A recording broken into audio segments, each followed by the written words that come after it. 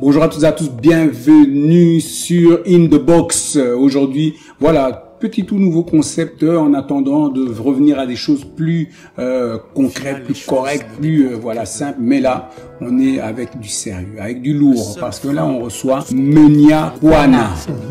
Donc là, si c'est pas le mot pour le dire. Qu'est-ce que t'en penses? Chaud, magnifique. Voilà. Vu, hein, on apprend vite tout. C'est bon. Aujourd'hui, nous sommes avec Menia Kwana. Menia Kwana, bonjour. Bonjour. Comment vas-tu? J'ai pas à me plaindre, tout va bien.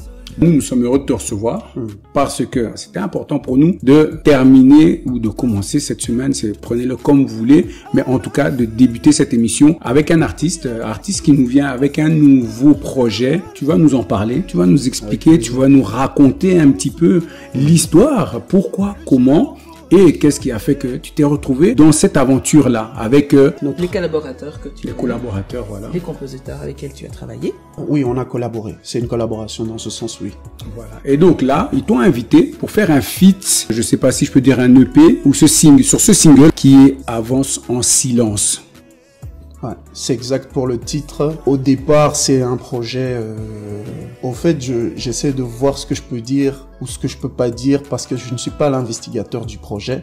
C'est mon très cher Kuma et le label Phoenix Music qui sont à la base de ça. Donc, ils s'entourent également de Maurice Poto, un élément déjà connu pour son travail au sein même de l'industrie. Et donc, moi, on me sollicite ici sur le projet et c'est comme ça que va naître ce morceau que j'affectionne particulièrement, Avance en silence. Et Avance en silence, bien sûr, comme on le sait, tu es un artiste qui a l'habitude de travailler, de faire les choses vraiment sans trop faire le désordre, mais en tout cas en travaillant en silence, calmement, mais sûrement, comme on dit. Comment tu t'es retrouvé dans cette compilation, en fait? Comment sont-ils venus te récupérer, te chercher? Eh bien, Bruxelles, c'est un village. Hein. Moi, je me plais à le dire. La Belgique également et le monde... n'en parlons pas. Donc il y a ce microcosme dans lequel on est Kuma, Maurice et moi. Donc on se connaissait déjà. Ils savaient déjà ce que je faisais. Ils connaissaient donc mes influences, mon écriture, ma sensibilité, les thèmes qui me touchent.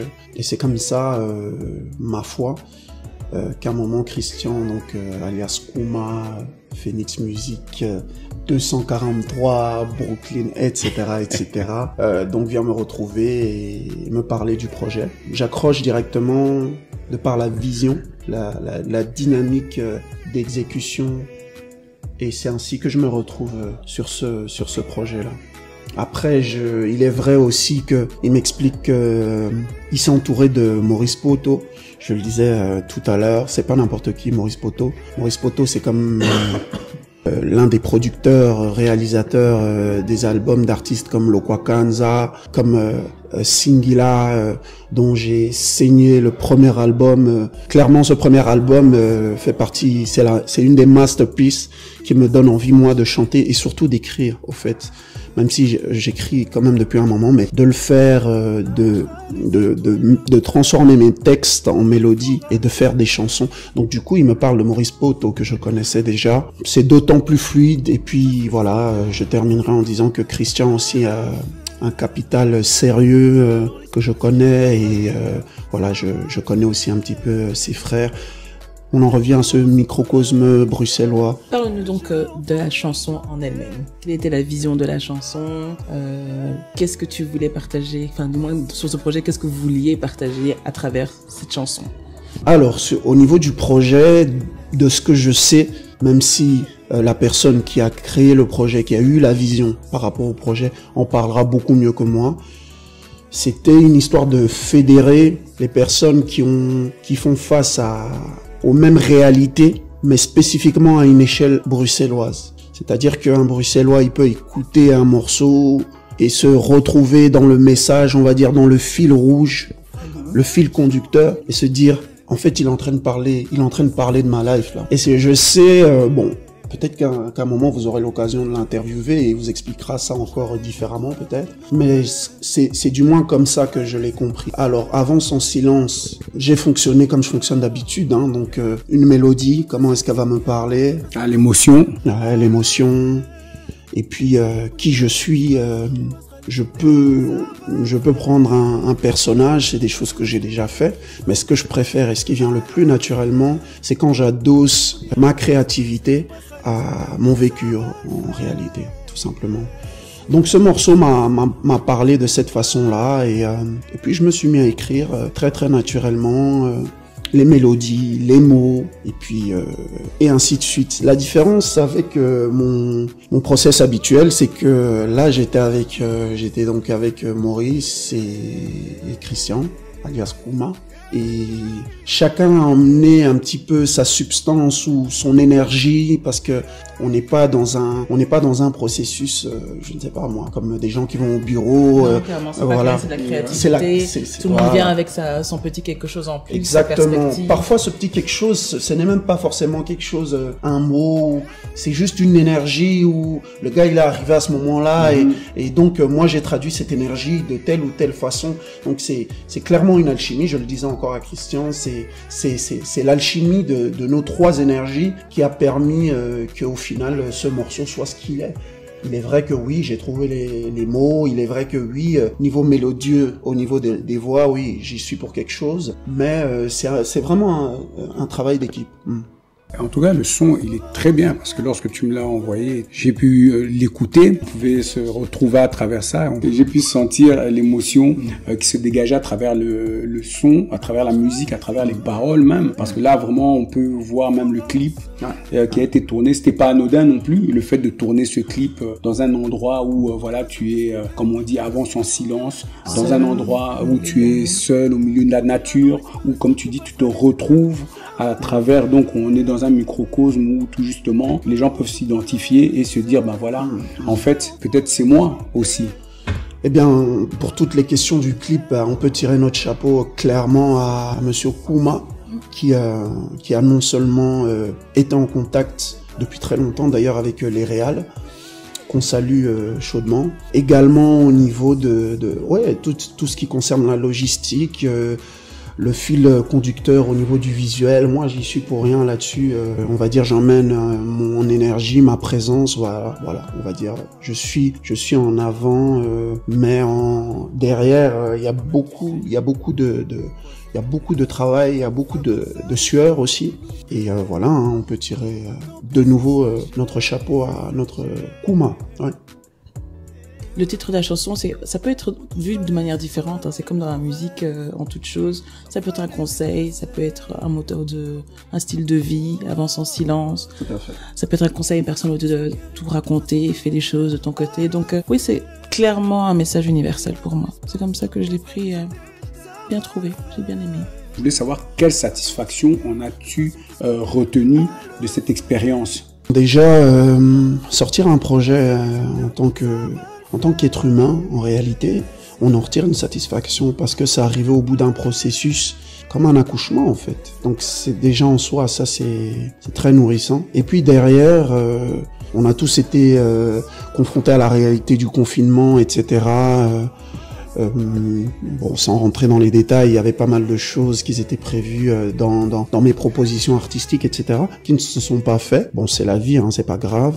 Ça m'a redonné, on va dire, la dynamique de proposition, parce que voilà, j'ai déjà, indépendamment de ça, moi je suis quelqu'un qui a des choses à dire, des choses à partager. En ça, c'est satisfaisant. Quelle va être la suite? Qu'est-ce qui va se passer? Parce que je sais que toi, comme tu as dit, indépendamment de ce projet, déjà toi-même en tant qu'artiste, maintenant là on te retrouve Menia Kwana, là tu reviens avec un son déjà pour, je ne sais pas si c'était pour marquer le coup aussi, en même temps. Ouais, bien sûr, clairement, on peut faire d'une pierre ou d'un cori 20 coups, on va dire ça comme ça. Que oui, les choses, parfois, ça arrive dans la vie, les choses s'emboîtent comme ça, et moi je vis bien, j'accepte cela. Il est clair que durant le confinement et de manière générale, j'en ai profité pour encore bien nourrir mon disque dur. J'ai énormément de morceaux, j'ai expérimenté énormément de choses, et de manière claire, il faut se tenir au courant. Il y a pas mal de choses qui vont arriver au niveau visuel, au niveau musical. Déjà, pour ce projet-là, on va continuer à le défendre parce que clairement, on a pensé à On a pensé à des gens bien spécifiques, des gens comme nous, qui ont la même réalité que nous. Clairement, on va le défendre, mais on n'est pas dans une dynamique de forcer, on est dans une dynamique d'emmener ce projet aux oreilles de personnes à qui ça concerne. D'ailleurs, pour ça ici que je suis sur streetbuzz.be pour parler de ce projet. En tout cas, un très grand merci, parce que voilà, là, on a pu au moins en apprendre un petit peu plus avant de recevoir peut-être aussi les personnes qui ont partagé ce parcours avec toi et qui t'ont fait l'honneur de partager ce parcours avec toi. Et nous, on va se demander seulement sur quelles raisons on peut te retrouver. Alors les réseaux, c'est Menia Kwana sur Instagram, sur YouTube également. Et alors vous pouvez également ne pas hésiter à suivre Phoenix Music, qui est donc la structure de notre ami Kuma. Et puis vous pouvez suivre également Monsieur Maurice Poto, qui est également présent sur ses réseaux sociaux, Instagram, Facebook et streetbuzz.be, parce que je crois que non, j'ai la certitude qu'il faut mettre encore plus de lumière que lui met sur nous, les artistes, pour ce travail, pour cette dynamique, pour cet entrepreneuriat sans attendre quoi que ce soit de qui que ce soit. On aime cette dynamique-là. Je pense que Menia Kwana a tout dit. Et là, je vais dire simplement que voilà, allez liker, partager, commenter. N'hésitez surtout pas à aller écouter en masse le clip. Surtout ça, allez voir le clip Avance en silence. Ça, c'est très important. Et ça va nous permettre aussi de nous remettre aussi en question et de réfléchir et de prendre les choses vraiment d'une certaine manière, comme tu as dit, après tout ce qui s'est passé. Donc, on voit un peu les choses de manière différente et surtout, ouvrons notre esprit. Tu as tout dit, hein. Ouvrons notre esprit. Le titre Avance en silence, c'est pas se taire, c'est plutôt être dans la résilience. Quelque chose se passe, c'est cool, c'est pas cool, mais la vision, qu'est-ce qui se passe? La vision, est-ce qu'on poursuit? Si on poursuit, les résultats feront le bruit à notre place. Donc autant avancer en silence. Et là, sur ce, je vais vous dire seulement, allez liker, partager Menia Kwana. Donc voilà, c'est là que ça se passe. Avance en silence. Et là, c'est sur tous vos réseaux, en plateforme, téléchargement légal. Clip en tout cas, vaut le coup d'œil et le coup de détour. Donc voilà, comme en un coup de cori, on peut en faire 20. Bon, fallait que j'appelle seulement. Mais bon, là, sur ce, nous on se dit à très bientôt. Et n'oubliez pas, partagez aussi sur streetbuzz.be. Bye.